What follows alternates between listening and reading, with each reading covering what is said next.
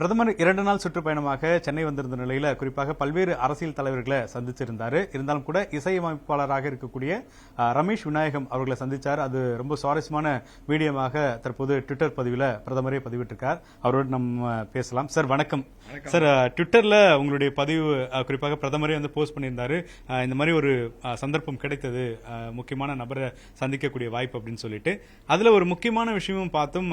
இசைத்துறையில ஒரு முக்கியமான ஒரு சாதனையை, குறிப்பாக இந்தியாவினுடைய இசையை வந்து பாரம்பரிய ஒரு விஷயத்தை மாற்றி இருக்கீங்க அப்படின்னு சொல்லி. ஸோ அது என்ன விஷயம் சார்? உண்மை. பிரதமர் வந்து எனக்காக பிரத்யேகமாக கிட்டத்தட்ட 40 நிமிடங்கள் கொடுத்திருந்தாரு. இந்த நேரத்தில் வந்து அப்படி ஒரு எனக்கு கொடுத்துருக்கிறது வந்து ஒரு ரொம்ப அபூர்வமான ஒரு விஷயம். எனக்கு ஒரு வரப்பிரசாதம் தான். சினிமாவில் ரமேஷ் விநாயகம், நான் என்னுடைய படங்கள் நீரம்பழகர்லேருந்து நான் தமிழில் பண்ணியிருக்கேன். அதுக்கு முன்னாடி தெலுங்கில் பண்ணியிருக்கேன். என்னுடைய ஸ்டேட் அவார்ட் வின்னிங் படம் வந்து ராமானுஜன். நிறைய பாடல்கள் பாடியிருக்கேன். எல்லா இசைப்பாளருக்கும் நான் பாடியிருக்கேன். யுவன்கா இருக்கட்டும், ஹாரிஸ் ஜெயராஜா இருக்கட்டும், எல்லாருக்கும் என்னோட பாடல்கள் தவிர விழிகளின் நிர்வாணம், என்ன இது, கமல் சாரோட ஒர்க் பண்ணது எல்லாம். ஆனால் வந்து இந்த ஒரு பர்டிகுலர் மேட்டர் வந்து சிறிது நாட்களாக நீங்கள் கவனிச்சிருப்பீங்க, நான் கொஞ்சம் படங்கள் பண்ண. அது காரணம் அது என்னென்னா, நான் வந்து இசை ஆராய்ச்சியில் ஈடுபட்டிருந்தேன். நம்மளுடைய இசை, பாரம்பரிய இசை வந்து கர்நாடக சங்கீதம் சவுத்தில் சொல்கிறோம், இந்துஸ்தானின்னு நார்த்தில் சொல்கிறோம். அது தவிர நம்மளுடைய அப்புறம் வந்து கிராமிய இசை இருக்குது. ஒரு ஸ்டேட்லேயும் அவ்வளோ ரொம்ப ஒரு கல்ச்சர்லி நம்மளுடைய ஒரு நாடு மாதிரி வந்து அவ்வளவு வெவ்வேறு கலர் வந்து உலகத்திலே கிடையாது. அது மாதிரி ஒரு நாடு வந்து அவ்வளவு ரிச். அது அப்படிப்பட்ட அந்த இசை வந்து சினிமாலையும் அது இருக்குது. அதில் வந்து ராகங்கள்னு நம்ம தெரியும். ராகம்னா என்னன்னே நமக்கு தெரியறதில்ல மோஸ்ட் பீப்புள். ஏன்னா அதில் வந்து ஒரு கமக்கம்னு ஒரு அசைவு இருக்குது. இப்போ ஒரு பாட்டு பாடுறோன்னா வெறும்னா ஸ்ட்ரெயிட்டாக வந்து ஹார்மோனிய போட்டியில் பாடினோன்னா அது ஒரு பாயிண்ட் டு பாயிண்ட் தான் போகும், பஸ் ஸ்டாப் தான். அது இல்லாமல் இப்போ ஆட்டோவில் போனால் நீங்கள் எங்கே வேணால் போயிட்டு வரலாம், இங்கே வேணால் நிறுத்திக்கோங்க. கிட்டத்தட்ட அதை மாதிரி வந்து கமக்கம்ன்றது வந்து நிறைய வளைவு சுழிகள் போயிட்டு வருது.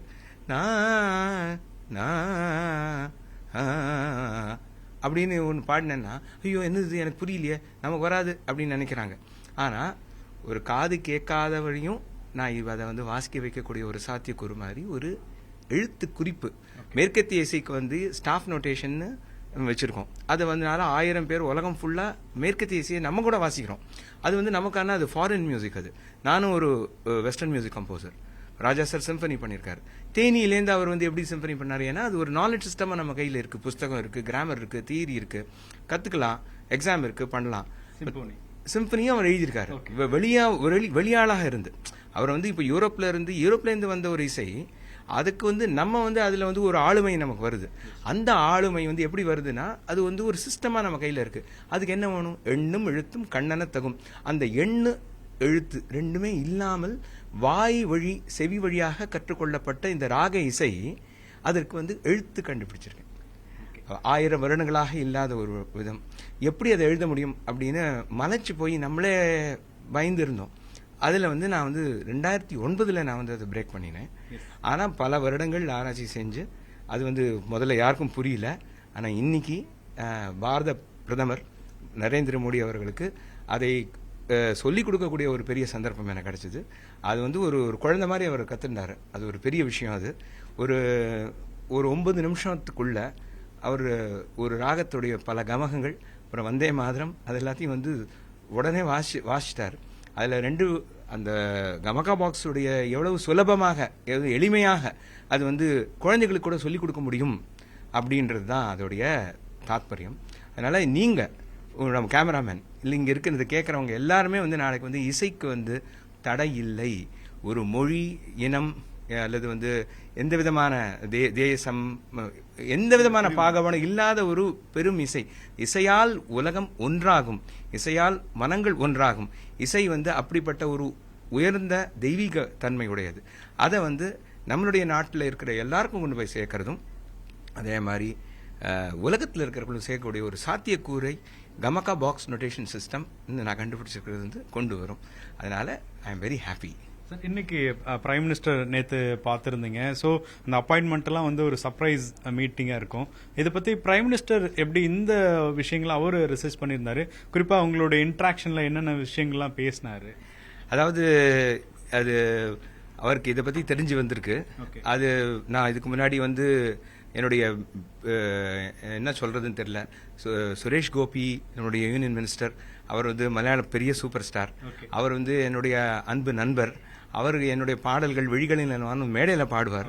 அப்படி வந்து ஒரு ஒரு ஒண்டர்ஃபுல் மேன். என்னுடைய ஒரு என்ன சொல்றது, is more of a brother to me.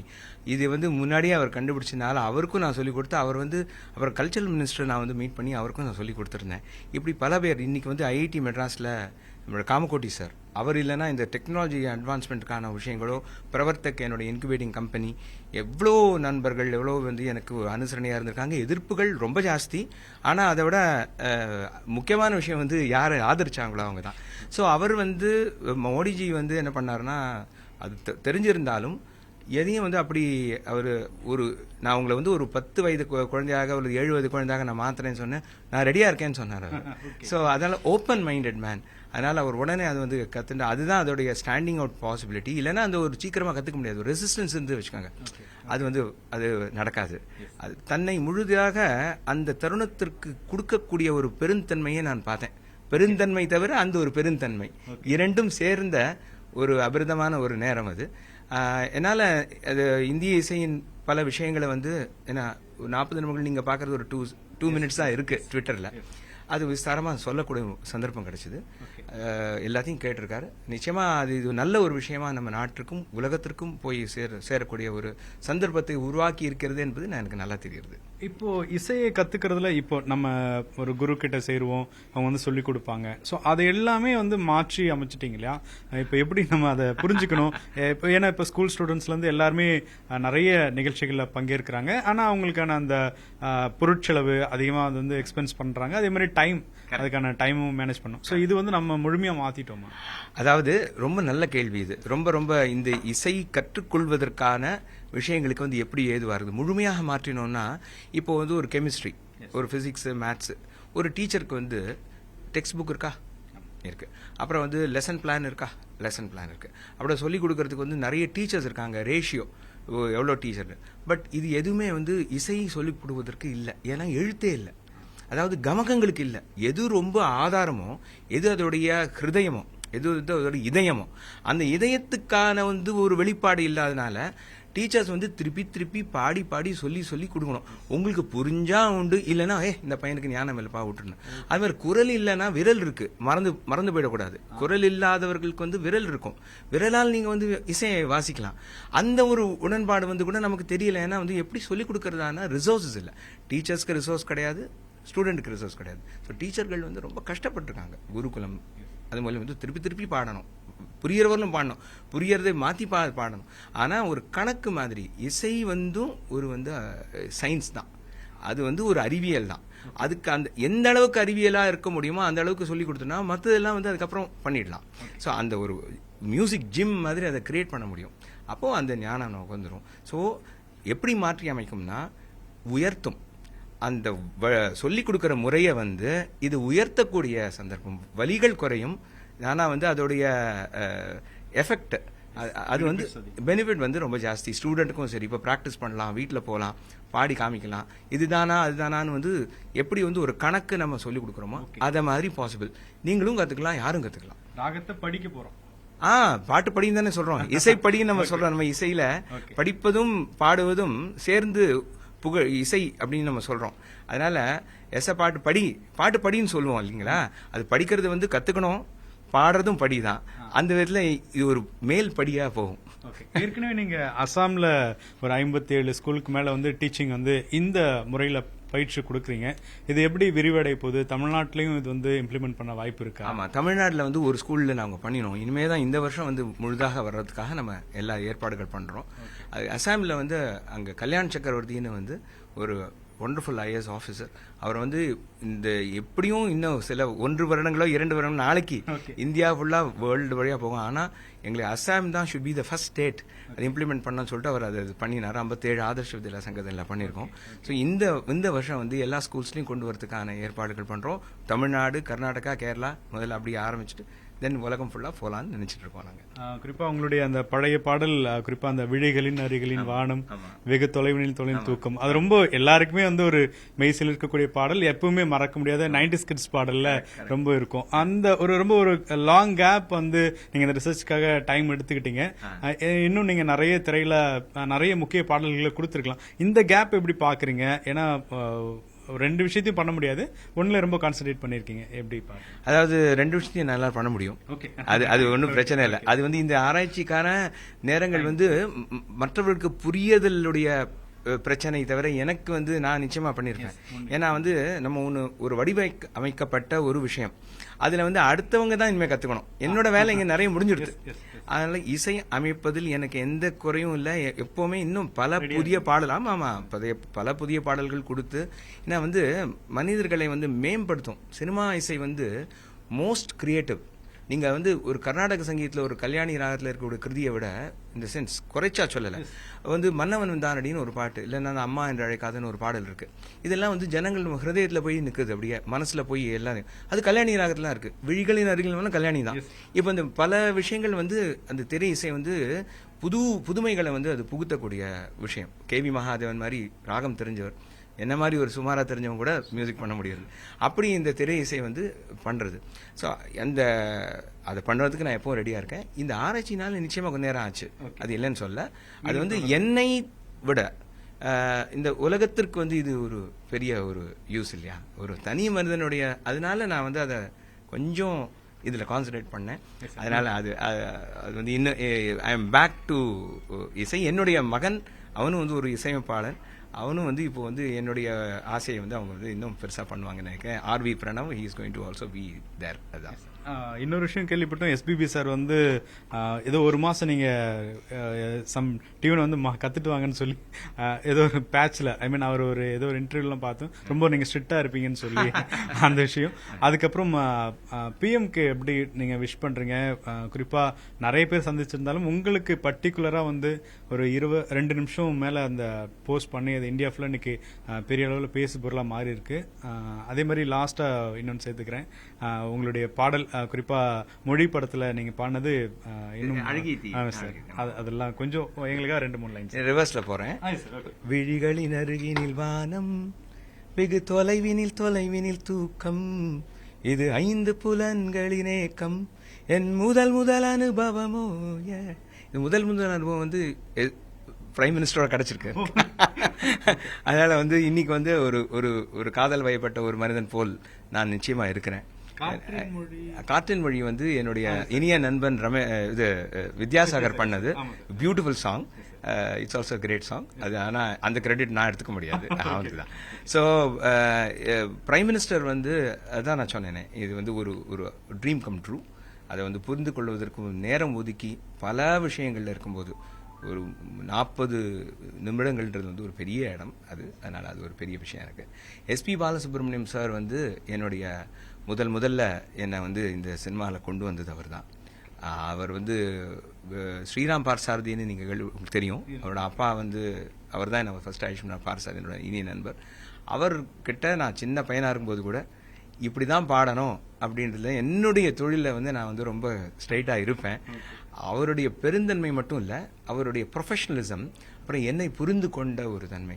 இவன் வந்து சின்சியர் ஃபெலோ அப்படின்றத ஒரு சின்ன வயசுலேருந்தே அவர் தெரிஞ்சனாலே. கோச்சுன்னு தான் இல்லை, நான் தான். ஒரு இன்டர்வியூ இருக்கு, கோச்சுன்னா இவன் தான் என்ன கோச்சு பாருன்னு அவர் சொல்லுவார். அது நான் ரொம்ப கோவக்காரன் வேற எனக்கு ஒரு பேர் உண்டு. அது வந்து காரியத்துக்காக நான் கோச்சுப்பேன். அது வந்து மனிதரோட மேல எனக்கு கோபம் கிடையாது. செய்யல அப்படின்னு டக்குன்னு ஏன்னா நான் ஜட்ஜா வந்திருக்கேன் பல இதுல. இப்போ கொஞ்ச நாள் இதனால வருதில்லை.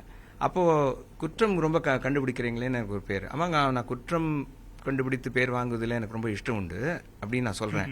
ஏன்னா நான் குற்றம் கண்டுபிடித்து எனக்கு கெட்ட பேர், ஆனா உங்களுக்கு நல்ல பேர்.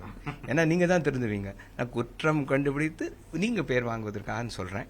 அத மாதிரியான குற்றங்களை நான் கண்டுபிடிப்பதற்கு எப்பொழுதுமே தயாராக இருக்கிறேன்.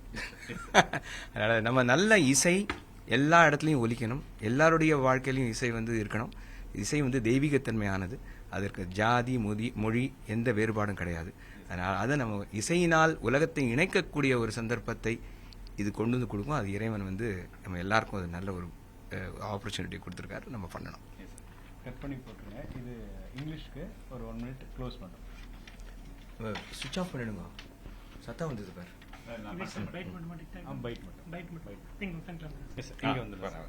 இது வந்து CNN. பரவாயில்லையா சார்? பர்ஃபெக்ட் சார், ஜாலியாக. சரி சரி சரி. தமிழ் உங்க அளவுக்கு பேசுறேன்னு தெரியலையே. நீங்க ரொம்ப தூய தமிழ்ல பேசுறீங்க.